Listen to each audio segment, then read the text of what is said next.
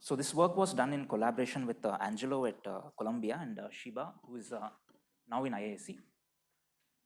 So tethered membranes are a two-dimensional generalization of polymers.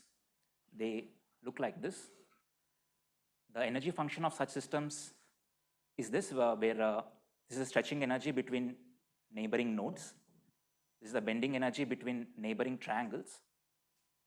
And we put balls at every node and to implement the self-avoidance of this membrane. And we also, in this talk, I'll be measuring the dimensions of this system at different tuning parameters.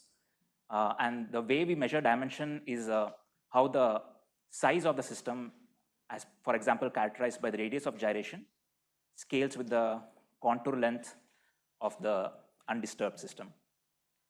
And the inverse of this shape exponent, capital D by nu, where capital D is the dimension of the polymerized system, gives me the Hausdorff dimension. So capital D for tether membranes is 2. Sorry? Oh, that's just to keep, we cut off this potential at a particular point because we don't want the van der Waals attraction, the attraction part of this potential. Yeah, so this is a cutoff potential. So to remove the discontinuity at point, we just.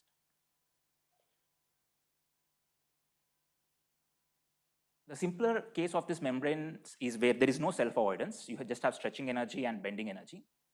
And we keep the stretching constant high enough such that it won't be a relevant energy scale for this problem. For this kind of ideal tethered membranes, you see a second order phase transition as when the bending constant is small. When the bending constant is small, you have a crumpled phase, which is a highly crumpled phase. And for larger bending constants, you have a flat phase.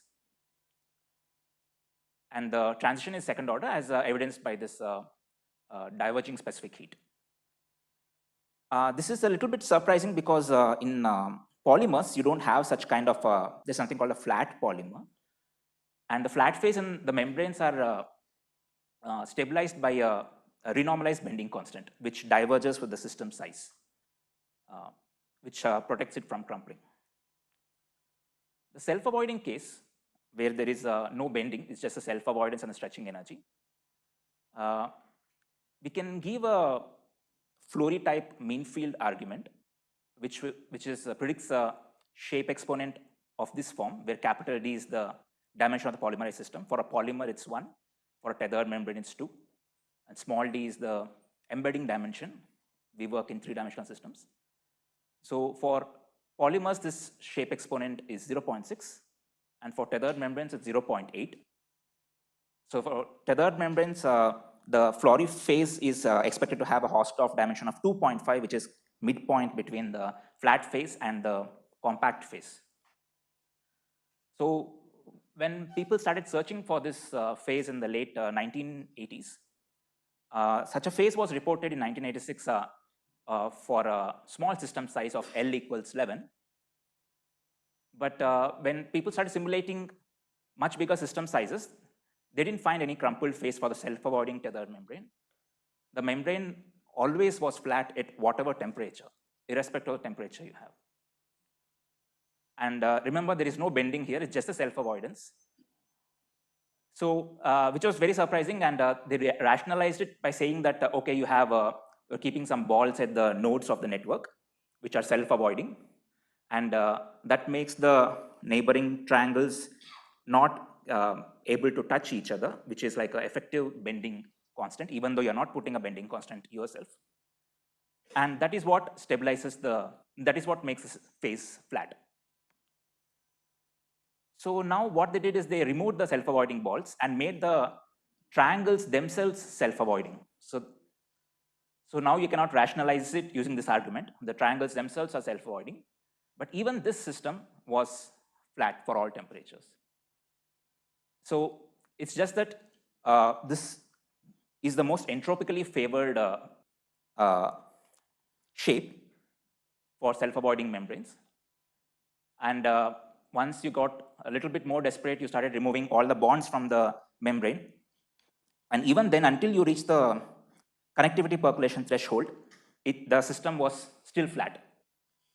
And if you add attractions, you get a compact phase or collapsed phase, but it's not the Flory phase.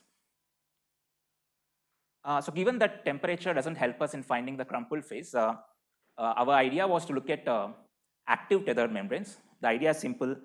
Every ball at the node of the network, we promote it to be an active Brownian particle, which has a self-propulsion VP. And for the ideal case, we see at small bending, we have a crumpled phase, and at large bending, we have a flat phase.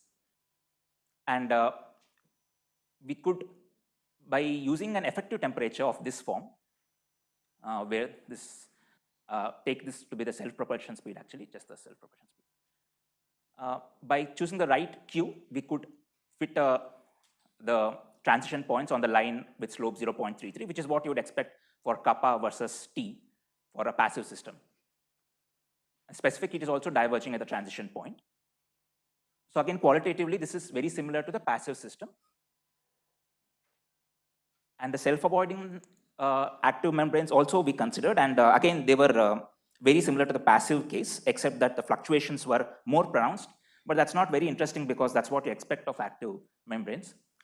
So basically, there was no joy to be found here. Everything was quite similar to the passive system. So what we did next was to look at the shells, where previous work suggests that temperature acts as a negative pressure on the systems, and it buckles the system at high enough temperature.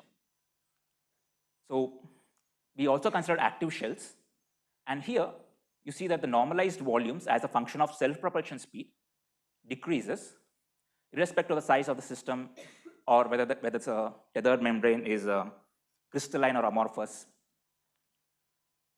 And we also found a collapse of the normalized volumes as a function of different elastic constants. But to show that this is the Flory phase, sure, it looks crumpled, but I need to prove that this is the Flory phase. So one way to do that is to look at the structure factor as a function of a rescaled Q. And you see that all system sizes collapse for this choice of exponent, which is within error bar of the Flory prediction of 0.8. And the shape exponent is seen to be continuously changing with the self-propulsion. So you start from the flat phase, which is nu equals 1, and then you end up in the crumpled phase. And activity is very unlike temperature or pressure. So what we did is we crumpled the active shell, and we gave this crumpled configuration to a thermal bath after removing the activity. So even though we give a crumpled shape to the high temperature thermal bath, the shell immediately opens up. It shows that how much the thermal systems hate to be flat locally. And if you put a high negative pressure, it has these kind of conformations where it folds onto itself, and you see the radius of gyration is linearly scaling with R. So this is not the crumpled phase. So activity is unlike either of them. And if you, in non-thermal effects, it's this kind of Flory phase has also been seen where you crush paper, or papers of different sizes, and again look at the scaling. This also is a Flory phase.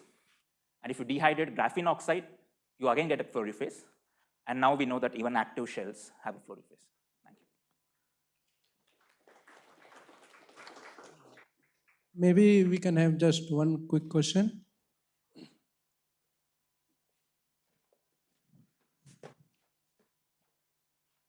So in your model, so the membranes are typically fluid in nature, right? Like, but there is no fluidity in your system, right?